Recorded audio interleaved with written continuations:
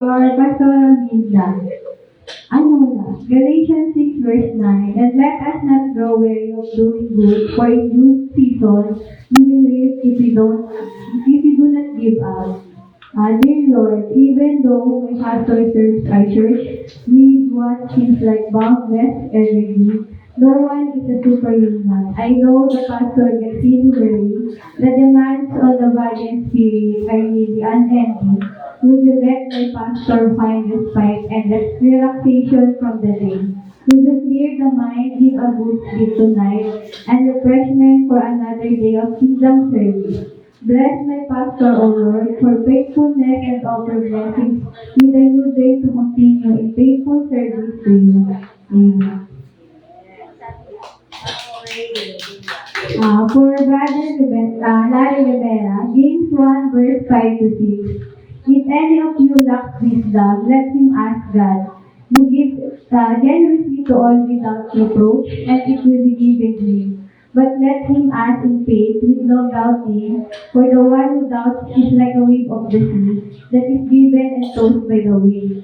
Dear Lord, I came to you today interceding for my elder. I know there will be many important decisions that must be made, many words that must be chosen carefully, many needs that must be answered. It's a day that the elders can handle with only human abilities.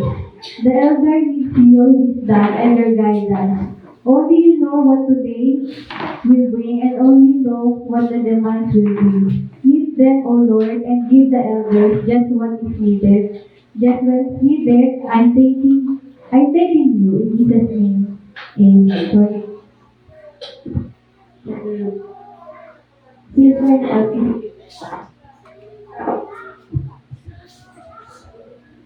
of Proverbs chapter 3, verse 5 to 6.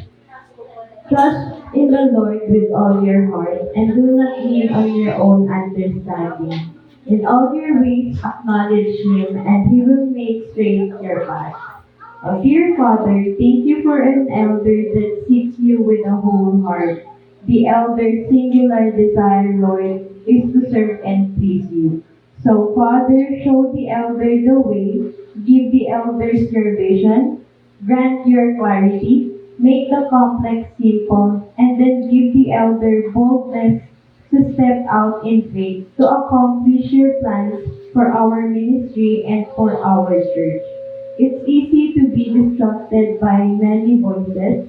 So, Father, let the elder hear but one voice, and let that voice be yours. These things I pray with hope and expectation. In Jesus' name, amen. And for Brother Denmark Rivera, John chapter 13, verse 34 to 35. A new commandment I give to you, that you love one another just as I have loved you. You also are to love one another.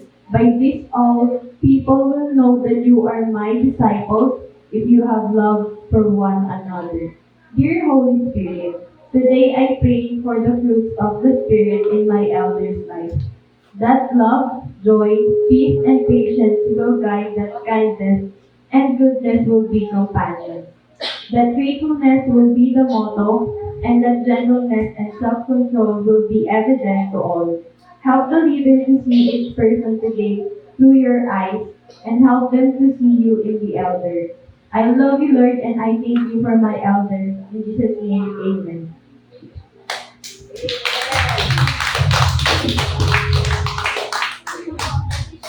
And for Bishop Lincoln Brown Jr., chapter 1, verse 9.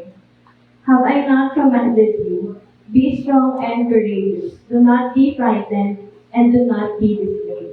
For the Lord your God is with you wherever you go. Dear Lord, my bishop on the front line, an easy target for the enemy and his minions.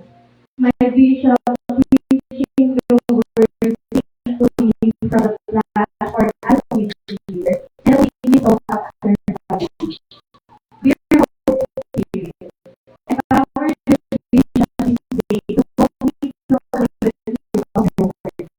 How to be a strong word in the way or the way that provided upon God's grace. I'm making you in advance for what you will do in and through our bishop this very day. In Jesus' name, amen. Amen.